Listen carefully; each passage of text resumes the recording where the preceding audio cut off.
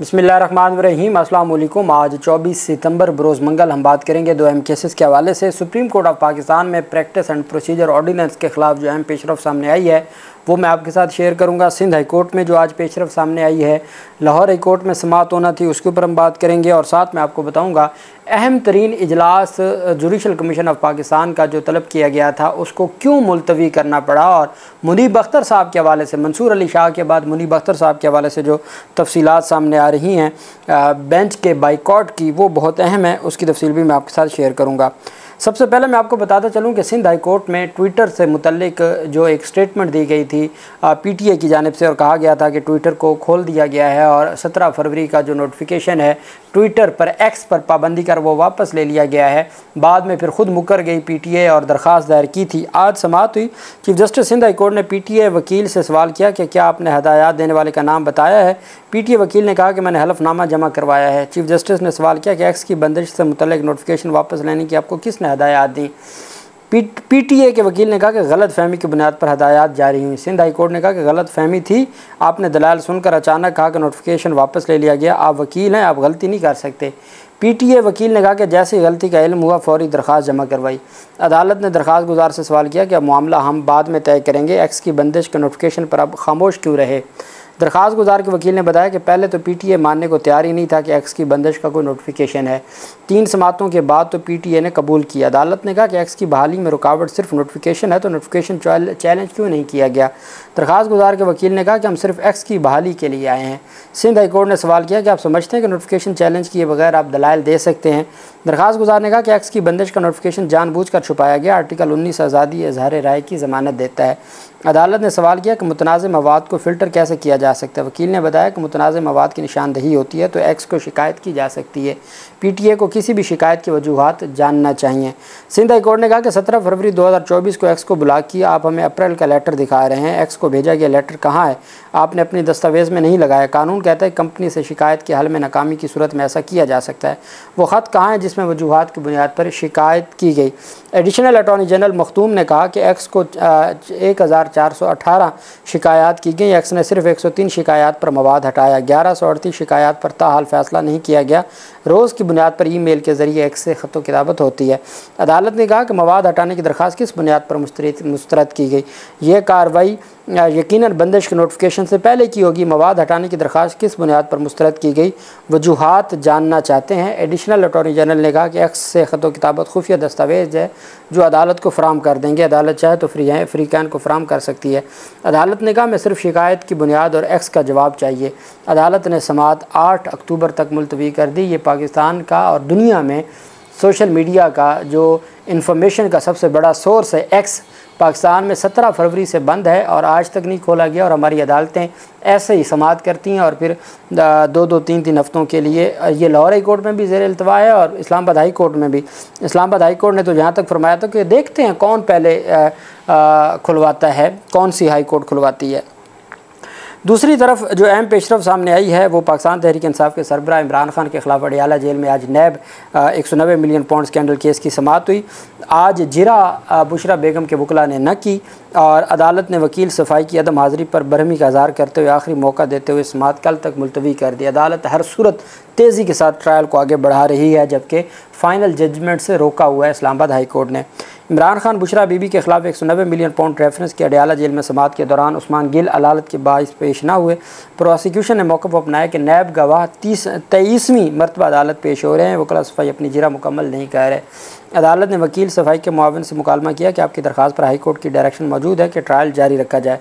अदालत ने रिमार्क दिए कि अदालती अहकामात के बावजूद आप ताउन नहीं कर रहे। वकला ने कहा कि जनाबे वाला कुछ नहीं होता, कौन सी अर्जेंसी क्या है इसमें, कौन सा ये ओल्ड केस है कि अदालत इसको रोज़ाना की बुनियाद पर समाअत कर रही है। और अदालत ने यह भी नहीं कहा था कि रोज़ाना की बुनियाद पर समाअत की जाए। खैर, अदालत ने आखिरी मौका देते हुए समाअत कल तक मुलतवी कर दी है। अब अदालत चाहती है कि हम ट्रायल मुकम्मल करके रख लें, उसके बाद इस्लामाबाद हाई कोर्ट से जो भी फ़ैसला आएगा। पाकिस्तान तहरीक इंसाफ के सरबराह इमरान खान ने आज गुफ्तगू की है मीडिया के साथ और उन्होंने प्रैक्टिस एंड प्रोसीजर ऑर्डीनेंस को डिक्टेटरशिप करार दे दिया है। इमरान खान ने कहा है कि प्रैक्टिस प्रोसीजर कमेटी पर जस्टिस मंसूर अली शाह का मौक़िफ़ बिल्कुल ठीक है। अडियाला जेल में मीडिया से गुफ्तगू करते हुए उन्होंने कहा कि सुप्रीम कोर्ट के मखसूस नशिस्तों से मुतल्लिक फ़ैसले से सब वाज़ेह हो गया है। चीफ इलेक्शन कमिश्नर जानिबदार एम्पायर ही नहीं बल्कि उनकी टीम का ओपनर बल्लेबाज है। काजी ईसा दूसरे बल्लेबाज हैं। उनकी तमाम हरकत मफादात का टकराव हैं। ये चाहते हैं कि इन्हें 2 तिहाई अक्सरियत मिल जाए और एम्पायरों को तोसी मिले। वाज़ेह हो गया कि काजी फाजीसा लंदन प्लान का हिस्सा थे। इसने कौम के साथ फ्रॉड किया। उन्होंने कहा हमारी 9 मई और 8 फरवरी की दरख्वास्तें काजी साहब ने नहीं सुनी, बल्कि उसने हमारी 4 नशिस्तें कम कर दी। हर हरबे के ज़रिए हमारी नशिस्तों को कम किया जा रहा है। हमारी कोई भी पिटीशन नहीं सुनी जा रही। सब कुछ बेनकाब हो गया है। शायद कल मैंने आपको नहीं बताया था कि जो पाकिस्तान तहरीक इंसाफ के सादुल्ला बलोच तांदलियाँ वाला से MNA हैं, उनके ख़िलाफ़ जो रिव्यू पिटीशन थी मुस्लिम लीग नून के वकील की, मुस्लिम लीग नून के उम्मीदवार की, वो काजी फाजीसा की सरबराही में 3 रुकनी बेंच ने समाअत की। फिर काजी फाजीसा साहब को ख्याल आया कि ये तो 2 रुकनी बेंच का फ़ैसला है, तो उन्होंने जुम्मा वाले दिन उसी 2 रुकनी बेंच के सामने मुकर्रर करने का कहा है। अल्टीमेट वो अपने फ़ैसले पर, चूँकि पहले कहते थे रिकॉर्ड नहीं है, अब रिव्यू पिटीशन में कहा गया जी कि वो रिटर्निंग अफसर को रिकॉर्ड मिल गया है हमारी दरख्वास्त का।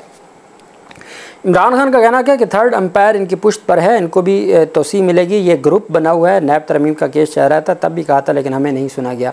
इलेक्शन से PTI को बाहर रखना और पार्टी को उड़ा देना उनकी कोशिश थी। अब सब बेनकाब हो चुका है, सारे पर्दे हट चुके हैं। इमरान खान ने कहा कि ज़बरदस्त जजेस रास्ते में आए मगर उनको हटा दिया गया। एजाजुल हसन और मज़ार नकवी को काजी फाजीसा ने बाहर कर दिया। प्रैक्टिस एंड प्रोसीजर एक्ट खुद काजी फैज़ ने बनवाया और फिर तब्दील कर दिया। चीफ जस्टिस इस कानून साजी से अपनी डिक्टेटरशिप कायम करना चाहता था। उस कानून साजी से जमहूरी तरीके से केस लगने की खिलाफ वर्जी की गई। प्रैक्टिस एंड प्रोसीजर कमेटी के हवाले से मंसूर अली शाह ने बिल्कुल ठीक मौक़िफ़ अख्तियार किया। उन्होंने कहा अदलिया पर हमले के ख़िलाफ़ जुमेरात को एहतजाज करेंगे। जुम्मा को हमारा अपना एहतजाज है और हफ्ते को रावलपिंडी में जलसा करेंगे। इजाज़त ना दी गई तो हम पिंडी में एहतजाज करेंगे। मातहत अदलिया मुकम्मल तौर पर इनके कंट्रोल में है। जो जज कंट्रोल नहीं होता उनको ट्रांसफ़र कर दिया जाता है। जज 9 मई के मुकदमात का फ़ैसला देने लगा तो उसको भी तब्दील कर दिया गया। उन्होंने कहा कि बदकिस्मती है कि DGISI की तैनाती की खबरें हेडलाइन बनती हैं। दुनिया में कहीं भी फ़ौजी अफसर की तैनाती पर ख़बरें नहीं छपती। ये सिर्फ हमारे मुल्क में होता है, हालांकि इनका सियासत में कोई किरदार नहीं होता। पाकिस्तान मुकम्मल तौर पर पॉलिस स्टेट बन चुका है। ये वो मार्शल लॉ से भी सख्त है जो मुशर्रफ के दौर में बड़े बड़े जलसे के लिए किए, लेकिन कभी हमारे साथ ऐसा नहीं हुआ जो आज के दौर में हमारे साथ किया जा रहा है। और इमरान खान ने हफ्ते वाले दिन पिंडी जलसे का ऐलान किया है। जबकि दूसरी जानिब जो है पेशरफ सामने है। एक तो तरमीमी ऑर्डीनेंस जो प्रैक्टिस एंड प्रोसीजर ऑर्डीनेंस के ऊपर आज आलिया नीलम साहबा ने समाअत करनी थी। 9 बजे मेरे समेत वकला और सहाफ़ी कमरा अदालत में मौजूद थे। 9:30 बजे तक हमने इंतज़ार किया और उसके बाद बताया गया कि चीफ जस्टिस आलिया नीलम साहब आज रुखसत पर हैं, वो तशरीफ़ नहीं ला रही और इस वजह से अब सुबह कल समाअत होगी प्रैक्टिस एंड प्रोसीजर ऑर्डीनेंस पे। सिंध हाई कोर्ट में समाअत हुई। सिंध हाई कोर्ट में आज फ़ैसला महफूज किया गया है। डिवीज़न बेंच ने समाअत की है। डिवीज़न बेंच की जानिब से जस्टिस यूसुफ अली सईद ने कहा कि दरख्वास्त पर फ़ैसला आज ही जारी किया जाएगा, लेकिन इस वक्त तक फ़ैसला जारी नहीं हुआ। समाअत के दौरान जस्टिस यूसुफ अली सईद ने सवाल किया कि Sindh high court supreme court के मामलात में कैसे मुदाखलत कर सकती है। सिंध हाई कोर्ट ने PTI की प्रैक्टिस एंड प्रोसीजर एक्ट में आर्डीनेंस के ज़रिए तरमीम के ख़िलाफ़ दरख्वास्त पर फ़ैसला महफूज करते हुए कहा कि हम वफाकी सेक्रेटरी काबीना और सेक्रेटरी पार्लिमानी अमूर को मौक़िफ़ अपनाया गया था, फ़रीक बनाया गया था। दरख्वास्त गुजार ने मौक़िफ़ अपनाया कि चीफ जस्टिस काजी फैज़ल ने अपने फ़ैसले में ऑर्डीनेंस के लिए 3 शराइत तय की थी। इस वक्त मुल्क में कोई औफ़त है, ना कोई एमरजेंसी है। पार्लिमान की मौजूदगी के बावजूद ऑर्डीनेंस लाना गैर आइनी है। कहा गया कि प्रैक्टिस एंड प्रोसीजर एक्ट में तरमीम से मुतल्लिक़ फ़ैसले में चीफ जस्टिस ने कमेटी के क़याम की तायीद की थी। चीफ जस्टिस ने लिखा कि मास्टर ऑफ द रोस्टर का किरदार ख़त्म करना है। सुप्रीम कोर्ट के फ़ैसले की मौजूदगी में ऑर्डीनेंस के ज़रिए तरमीम नहीं हो सकती थी। दरख्वास्त गुजार ने मौक़िफ़ अपनाया कि तरमीम के लिए ऑर्डीनेंस के बजाय पार्लिमान में बहस के बाद मंजूरी होनी चाहिए थी। सुप्रीम कोर्ट ने अपने मामलात खुद तय करने हैं। हुकूमत की मुदाखलत से अदलिया की आज़ादी ख़त्म हो जाएगी। साथ जस्टिस मंसूर अली शाह साहब के ख़त का हवाला दिया गया कि मंसूर अली शाह साहब ने इसको मुस्तरद कर दिया है और इस कमेटी में बैठने से भी इनकार कर दिया, ये जो प्रैक्टिस एंड प्रोसीजर कमेटी है। वहीं पे तरमीमी ऑर्डीनेंस को प्रैक्टिस एंड प्रोसीजर तरमीमी ऑर्डीनेंस को चैलेंज कर दिया गया सुप्रीम कोर्ट ऑफ पाकिस्तान में। चौधरी एहतशामुल हक एडवोकेट ने सुप्रीम कोर्ट ऑफ पाकिस्तान में दरख्वास्त दायर की है। उन्होंने कहा जी कि तरमीमी ऑर्डीनेंस आइन से मुतसादिम करार दिया जाए और ऑर्डीनेंस के तहत होने वाले तमाम इक़दामात को कलअदम करार दिया जाए, जबकि दरख्वास्त पर फैसले तक प्रैक्टिस एंड प्रोसीजर तरमीमी ऑर्डीनेंस को मुअत्तल किया जाए। दरख्वास्त में कहा गया कि सुप्रीम कोर्ट भी करार दे चुकी है कि ऑर्डीनेंस सिर्फ हंगामी सूरत हाल में हो सकता है। ये जिन हालात में जारी किया गया वो दुरुस्त नहीं है। अब सुप्रीम कोर्ट में भी दरख्वास्त दायर हो चुकी है। सिंध हाई कोर्ट का डिवीजन बेंच फैसला महफूज कर चुका है। लाहौर हाई कोर्ट में सुबह समाअत होगी, जबकि मंसूर अली शाह साहब ने इसको रद्द करते हुए कमेटी का बाइकआउट कर दिया है। अब मुनीब अख्तर साहब के हवाले से जो सीनियर रिपोर्टर्स हैं सुप्रीम कोर्ट ऑफ पाकिस्तान के, उनका ये दावा है कि मुनीब अख्तर साहब ने 30 सितंबर को जो होने वाला इजलास है, 30 सितंबर को होने वाली जो समाअत है रिव्यू पिटिशन, उसमें समाअत में और बेंच में बैठने से इनकार कर दिया, जो आर्टिकल 63A के हवाले से। उस वक्त आपको याद होगा हम चीख कर आपको बताते थे कि लोटों का रास्ता उमर रज़ा बंदयाल बेंच ने हमेशा के लिए बंद कर दिया है। उस वक्त ये जो मतीउल्लाह जान वगैरह जैसे रिपोर्टर्स थे, ये उमर रज़ा बंदयाल के फ़ैसले को कहते थे आइन को दोबारा लिखा गया है। आज वो अपनी गलती तस्लीम कर रहे हैं कि उमर रज़ा बंदयाल का फ़ैसला दुरुस्त था।